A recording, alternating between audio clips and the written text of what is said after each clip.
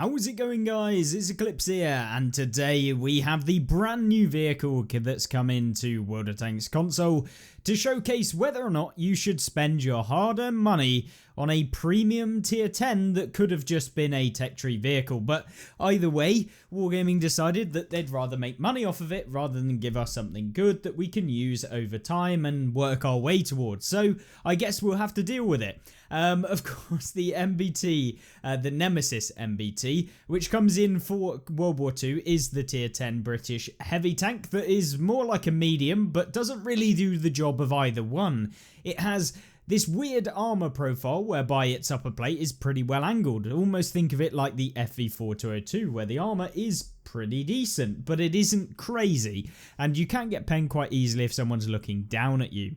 The lower plate is, from experience, pretty garbage. It will be penned by almost everything again. The cupola of the vehicle is probably one of the weakest points of the tank and is probably going to be the point of contention as to playing this thing hold down, because even if you do get hold down in this vehicle, you get penned very easily using that cupola. Everyone will aim for the top left hand side where you got a big bulge. This is the point at which you want to be aiming at. Its cupola is very, very weak, and of course very, very flat as well.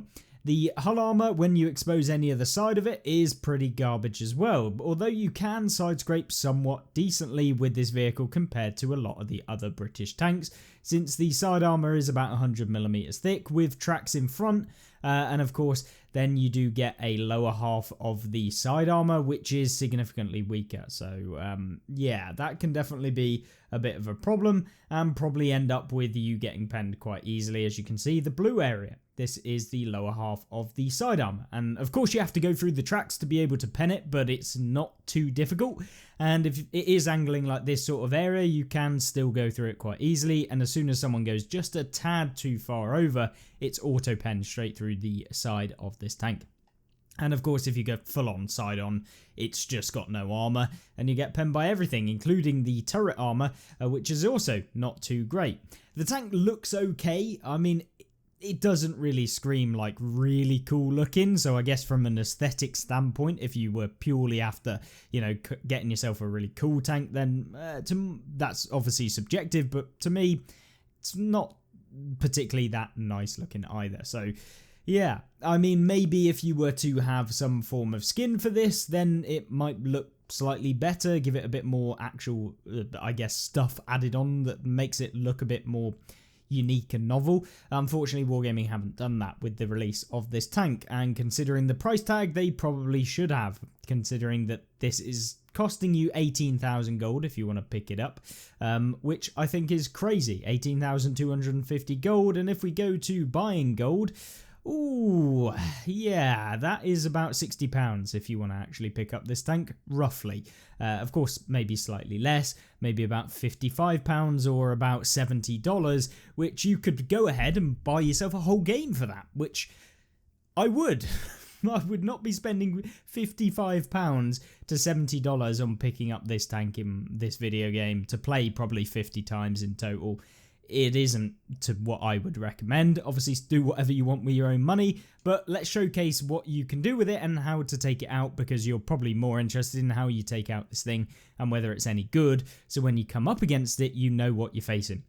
So statistically, it has 420 alpha damage. Its accuracy is pretty lackluster for a heavy medium hybrid, and its DPM is also pretty mediocre. I mean, with all of the perks and equipment that you could possibly have on to boost up its DPM, except from ventilation, it's 3,500, which is okay. But you look at the Super Conqueror, which is another British tank that doesn't have a commander in it right now, and if we were to pop one in there, I'm sure we'd be able to do that if we grab the very same commander and have a look at the statistics of the Super Conqueror, 3,800. Bearing in mind that the Super Conqueror's hull armor is much better, the actual turret armor of the Super Conqueror is much better, its speed is slightly worse, which is, of course, one of the negatives, but yeah, it's one of those things where it's like, if you want a true heavy tank that can go hold down with 10 degrees of gun depression, then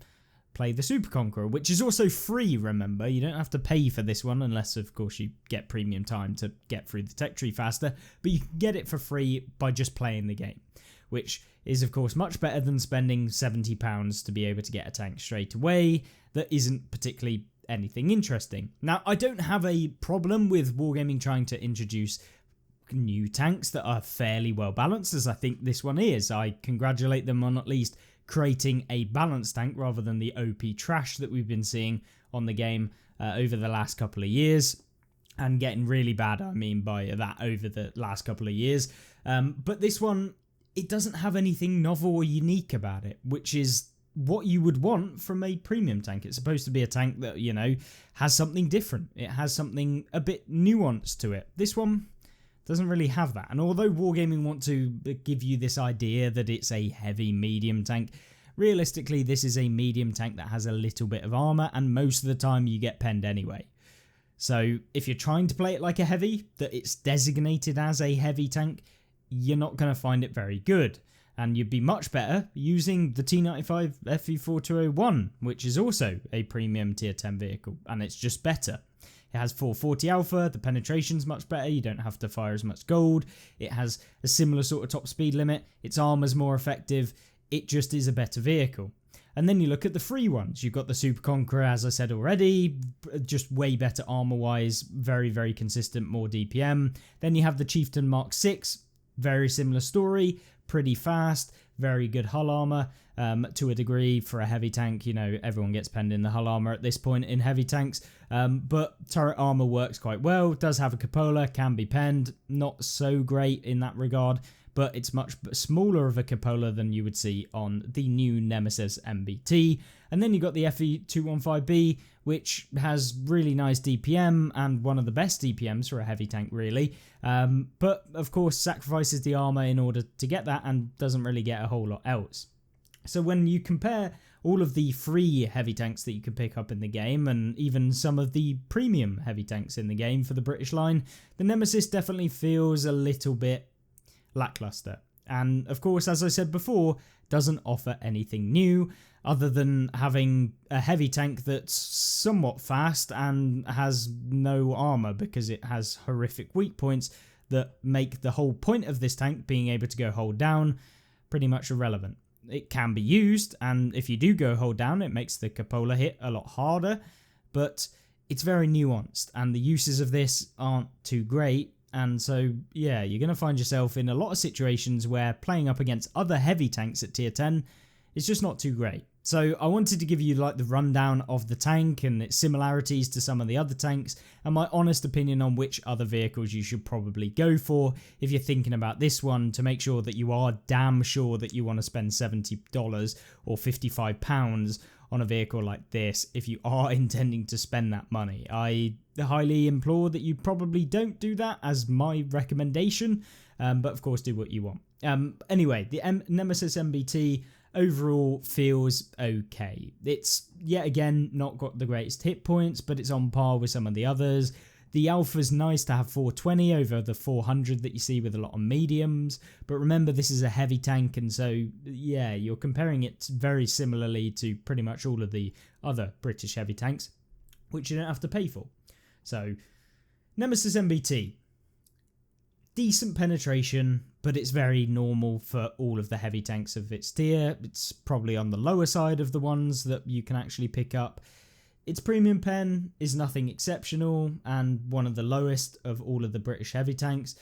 Its speed is the highest pretty much of all of the British heavy tanks, but its armor doesn't really work. And so if I was to suggest a vehicle that would kind of give you a similar sort of experience but probably be better and also be more fun, the FE4202, which is the medium tank, the true medium tank of the British line at tier 10, at least one of the two. You got the Centurion Action X and the FE4202, which we have got here. I'll show you them just as a reference. So this is the FE4202. You can see very well angled top plate and of course a minuscule lower plate that actually works quite well. The armor actually works okay. It's nothing exceptional. You still get penned, but it works better probably than what I would see from the Nemesis from the games I've played in it. And so the FE4202 gets everything that the Nemesis does, except it's premium penetration has lower penetration, but it gets, of course, HESH rounds, which give you more damage, so 480. You also then get the versatility of having pretty decent standard penetration, as well as pretty good HE penetration of 105 with the same 480 damage. You get better view range, you get better concealment, you have the same speed, slightly less hit points, better accuracy, better DPM. Why would you pick the Nemesis over this tank? And I genuinely can't answer that. There's no real reason that I would buy this tank. And that's kind of my initial review of the tank. But let's see it in action, because I'm sure you want to see some gameplay to see whether or not you can still have good results, which you can, but that's same for any tank that you play in World of Tanks console, provided that you have some level of experience and you play enough games. So the game that I have to showcase to you today is on Mountain Pass. This was a pretty okay game, and you can kind of see what the tank is about. Of course, got to play it somewhat similar to the medium tank line, since, as I said before, you don't have that armor, so you need to make sure that you try and get into a position pretty early on that you can then start consistently dealing damage, because the reload's pretty long.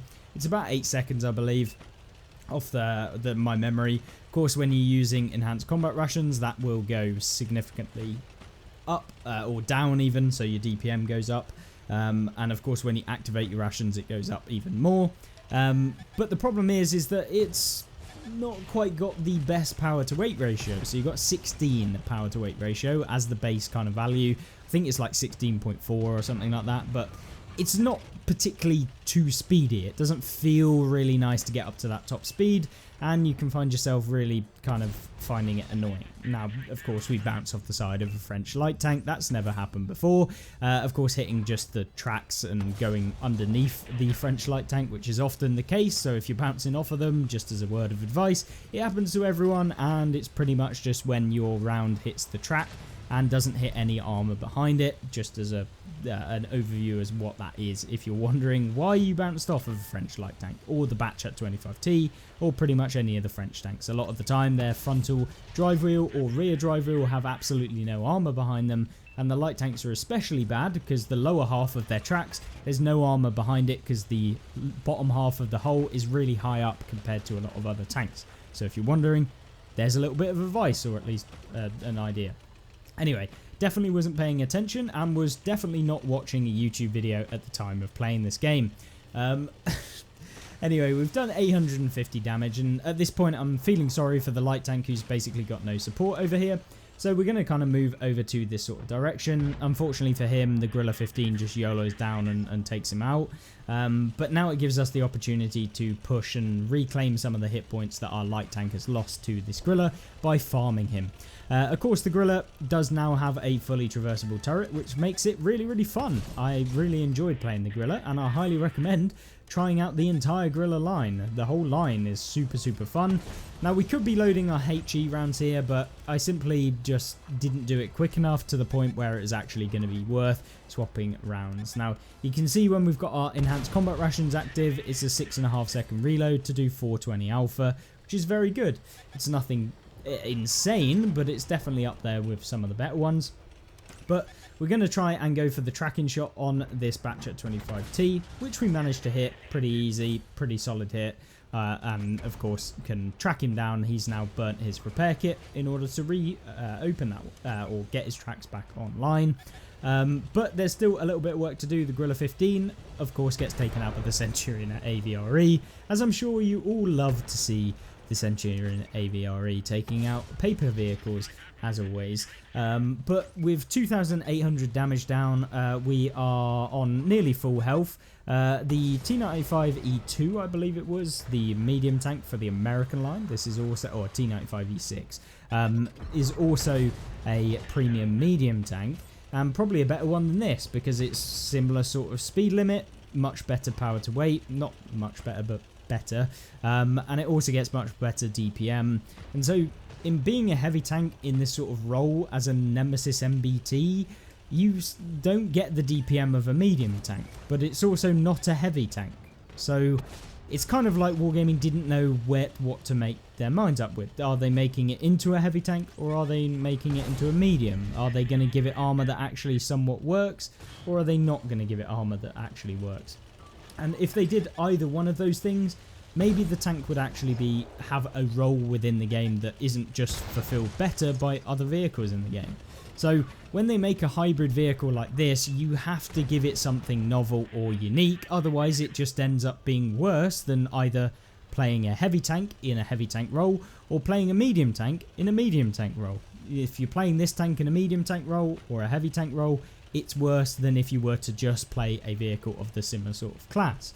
Wargaming classing it as a hybrid heavy is not really a true representation, and in my eyes a true representation of a hybrid heavy would be that of something like the Object 277, which is the Soviet tier 10 heavy tank, but that gets armor that also works when you're on the move. It's got a good power to weight ratio and features a pretty bolsterous gun that can really work a ton of damage over your opponents. So that's kind of where I feel like Wargaming missed a trick with this. If they gave it maybe just that little bit more speed, you could make it work with the reduced DPM and a little bit more armor. If they put it at like 55 or 58 kilometers an hour, it could feel a little bit more useful in giving you something different. But because it's on par with the medium tanks, given that it probably shouldn't be faster than the medium tanks, but if you're trying to make a tank that has something different, that has a little bit of armor but doesn't get the DPM, it has to have something better in a different regard, and because they made the armor so weak, it doesn't really work. And so that's why I wanted to showcase it to you today, and hopefully that gives you an indication as to what this tank is actually about and whether or not you should pick it up. My overall opinion: don't pick this one up for $70 and £55. If you actually value any of your money, go ahead and buy yourself a nice meal with some of your family, which would be way better experience than playing this one that you could probably find a tank much better in the tech tree. So with that being said, hopefully you enjoyed this video. If you did, make sure to like it, and of course subscribe down below if you actually want to see more content from me in the future. And of course, thank you very much for sticking by and of course coming back from the break that we've had over the last week to 2 weeks. But with that being said, I hope I see you in the next one. Goodbye.